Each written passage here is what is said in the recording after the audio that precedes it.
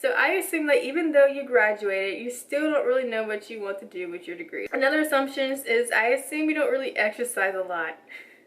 Your height is 6 feet tall. You know what? And last assumption is I assume you have a partner and aren't telling us. That's crazy. When you need the friend, just yell, hey Jasmine, Danielle. Hey beautiful child of God, it's Jasmine and welcome to my channel, Hey Jasmine, Danielle. Today's video is going to be a fun one. It's an answering your assumptions about me, which is crazy because, you know, I've seen videos in the past of people who've had some really kind assumptions and not so kind assumptions, but I know my Hey fam will be leaning on the kind assumption because you guys are just so sweet and supportive of me, which I very much appreciate. I have not read any except one. I just read one just to make sure someone was actually answering the question. So I don't know what to expect. You guys might read me like a book. I don't know. We'll see. So without further ado, let's get into the video. Alright, so I took a screenshot of all the assumptions both on my YouTube community tab and on Instagram, and I did this, I like squinted my eyes so I couldn't see it. So I'm going to start off with YouTube and then Instagram. Alright, so I said I won't share names, so I'll keep everything anonymous, but if you're watching the video, you know what your comment is. The first one is, I'm assuming you don't know how much of a joy you are to everyone you encounter. Thank you for always being so genuinely happy to see me. You make me smile. Oh my goodness, I almost said the person's name because I know this person offline. We were in a few education classes together, so to you, I want to say thank you so much. You made it so easy for me to be kind to you because you were so kind to me. And whether you are in your master's program for education or you will be in the classroom in the fall, I wish you the best because I know your kids are going to love you. But thanks so much for the kind words. I think this whole video is going to be full of kindness, which makes me happy. So thank you so much. All right, so the next one is there's several ones, so I'm gonna answer them. I'm just gonna answer them all. So I assume that even though you graduated, you still don't really know what you want to do with your degree. Like most of my coworkers and probably me too, to be honest. That read me like a book. You're not wrong. That assumption is very much true. That I don't know what I want to do after graduation, even with my degree, which is like the frustrating part. It's been 4 years in a degree program. Well, technically, I was back and forth. Like I was undeclared, declared a major, changed my major, graduated with a different major than I came in with. So my whole college journey in itself was just like a roller coaster.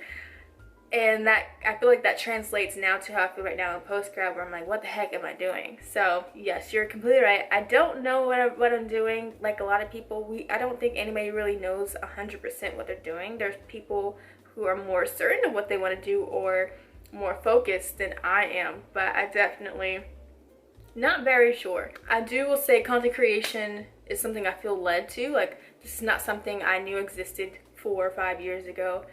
When I started my blog, 4 years ago when I started my blog. So I definitely feel like the Lord's leading me down this path, and I'm like, I don't know what this looks like, and so I have to really trust him in faith. But yeah, I don't know what I'm doing, and I think it shows on my channel because I don't even know what to make YouTube videos about now that I'm not in college. So you're absolutely right about that. Things will unveil, I'm sure, as time goes on, but right now your girl is confused. Another assumption is I assume you don't really exercise a lot. I don't.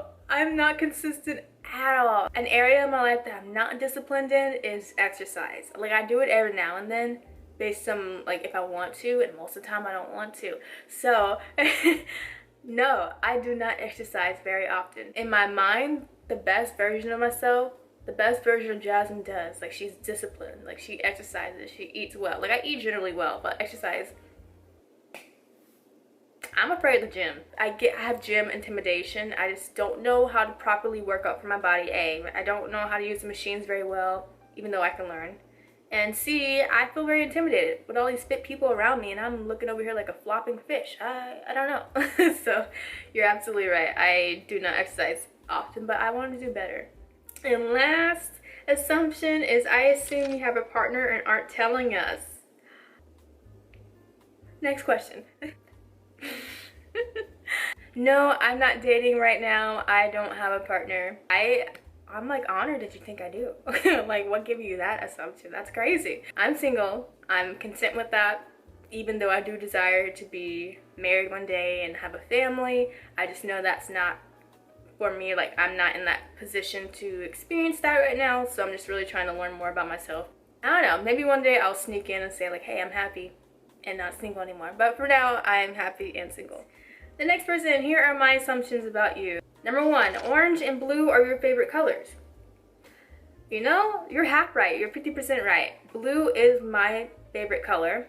Not really orange. Like, orange is pretty down there. Like, I don't know, every time I think of the color orange, I think of the fruit and then prison jumpsuits. So I don't think that's the best association. So blue, purple, and yellow are my top 3 favorite colors. Number 2, cookies and cream is your favorite ice cream flavor. How did you know? It is. I love, love, love cookies and cream ice cream. Oh my goodness, it's so good. My favorite though is the mint Oreo blast from like Dairy Queen. Like, if I go to any ice cream shop and they have mint cookies and cream or mint Oreo, just so good. You're spot on. That's insane. How did you know that? That's spot on. And then number 3, your height is 6 feet tall. You know what? That's crazy because I am not. I'm nowhere near 6 feet tall. And you know, when I went, I uploaded a Chicago vlog a few weeks ago, and when I went to see my family, which I haven't seen in over a year, they were like, you're a lot shorter in person because I'm actually 5'4". In my house, I had to climb on the countertop in order to reach some of the dishes in the cabinet. So, okay. The last assumption is for YouTube actually is I make the assumption that you're quiet and kind of stay to yourself. Like, if you enter a room, you stay toward the back unless you're with somebody. Sorry, that's just kind of hit home. I also assume you're really sweet and kind to people and make friends really quickly. Oh, I didn't even like these. Hold on. I have a bubbly personality, but I consider myself a very friendly, social introvert. And so your description of me entering a space and staying to the back is spot on. I actually tend to go more in the middle. There's something, I don't know what it is, but I just don't like being, like, say you're sitting in a room in a row, I don't like being on the corners of the row. Like, I don't like being on the edges. I prefer to be in the middle. Like, I want to feel safe. I feel safer in the middle, so I prefer to sit in the middle. Like, in a classroom, I won't sit in the very back. I also don't like sitting in the very front. I prefer to sit in like the middle. And thank you for assuming I'm very sweet and kind to people, make friends quickly. Thank you for that assumption. I would like to think of myself as friendly and kind to other people just because I want to treat people the way that I want to be treated. And so rarely do I ever have a bad experience with a person because I try to, you know, spread kindness and be a kind and loving person to other people. And because of that, it has allowed me to make friends or acquaintances a lot more easily because I'm, you know, I'd like to make people feel welcome in my presence and all that good stuff. Okay, so one person said you are a homebody. What gave you that assumption? No, that is dead on, 100%. I am a homebody. I always have been. I'm thinking back to now, like in high school, my parents would always want to go out on the weekends and run errands, and they would ask me to join them. I'm like, no, I'll just stay in my room. Like, I literally stay, like, even now, I work from home, so like my desk is over there, so I spend a lot of time in my room. I feel more at ease when I'm at home. Being around a lot of people, like, I don't have social anxiety, but being around a lot of people, it just kind of is overwhelming at times, so I prefer my own company or company of a small group of people. So yeah, you're dead on. Someone else says, I assume you are confident. Thanks. Yes and no. I guess I'll say that. Yes and no. I'll say yes because I definitely, like, in the past year, even if not the past 4 years, I definitely have noticed myself being more sure of myself and being more confident, but I also recognize that there is more confidence that I would like to build over my lifetime. But I am a more confident version of myself right now, but I still have a lot more confidence to build, if that makes sense. All right, someone else says, I assume you eat healthy. For the most part, I would like to say I do. just because I like to be conscious of what I eat in my body, but I'm not overly conscious. Like, I don't follow like a restrictive structured meal. I just try to make sure I, you know, get some fruits or veggies in my meal, that I eat some grains, proteins, leafy greens. I drink water pretty much all the time besides fruit juices. I rarely drink soda. My parents didn't allow my sister and I to drink dark drinks like Coca-Cola and Pepsi growing up, so now I just don't like it at all. I love ginger ale, but I don't drink it enough. I try to eat balanced. I would say that. I try to eat balanced, make sure I have my fruits and vegetables, drinking water. But I do indulge here and there, especially when, you know, my ladies will understand this. When it's the time of the month, I will go ham with the potato chips and the anything fried, any fried potato that has salt, and then chocolate, ice cream, decadent stuff. I love that. So I do indulge every now and then. But yeah, thank you for thinking I eat healthy, because I try to. I don't know why I keep doing this. Someone says, I assume you're a stress cleaner and that you find cleaning organizing to be therapeutic. I've never thought about this. Am I a stress cleaner? I think so. Especially when, oh my goodness, yeah, I would say yes, because by the end of the week, my room would get messy because I have papers everywhere, all my stuff's all on my desk. Or like, I'm not a messy person, but I can get kind of disorganized, because especially when my brain's disorganized. A messy space equals a messy mind, so when I clean up my space, it kind of makes room to declutter my mind.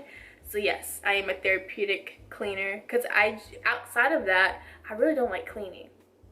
Like, I have to get certain burst of energy for me to clean, if that makes sense. So if I'm stressed, I need something that I can control, if that makes sense. So one thing I can control is how my room looks, or how my space looks. So I never thought about that, but yeah, I think I'm a stress cleaner. I must be stressed all the time. All right, someone else said, you used to write/read a lot when you were a kid. Yes, that is absolutely 100% true. You know what? Let me get my little notebook real quick. It's a notebook that I've saved since middle school. Okay, so I couldn't find the little notebook that I saved from middle school. It's somewhere in my room, but I did find this one book. It's I wrote this. When did I write this? Did I date it? I don't think I dated it. It was maybe 2009, 2010. I drew pictures, and my mom got it bound and did several copies, and so I have one, my parents have one, and both my grandmothers have one. So yes, I absolutely loved writing when I was little. One of my dream careers was to become a writer, specifically a children's book writer, because I love working with children, and I feel like there's a lot of things you can teach children. So yes, I loved reading, I loved writing. I used to ride the bus to school in elementary school, and I would read books from the library, and like the scholastic book fairs were always fun. So that brought back a really good memory. Another one is, you devoted your life to Christ as a teenager. Yes, I got baptized when I was in 8th grade, so I was 13 or 12 going on 13. I can't remember exactly, either I was 12 going on 13 or I was 13. That's when I got baptized, and it was single-handedly the best decision I made in my life, because that's when I officially invited Christ into my life. I've always been a Christian, but I always learned about Christianity through my actions, but then that was me saying like, hey, I'm a Christian, I'm accepting the free gift of salvation, and I'm devoting my life to helping other people get led to Christ too. So you're absolutely correct on that. And the last one is, I assume you read books, you're good at planning and counting the cost of everything before starting. That is very true. I'm very much a planner, and I'm a better planner than I am executor. I actually answered this in my first answering your assumptions video from like 2 years ago. I'm very much a planner. I feel better when I can kind of, like you said, count the cost of everything. If I can kind of identify every little detail before I can kind of commit to the plan. That's how I work and operate. It's not always the best way to operate or work, because you can plan, but if you fail to execute that plan, then what's the point? But you're spot on. I am a planner. All right, that is all the assumptions that I got. Thank you so much for those who submitted in your assumptions. This was really fun.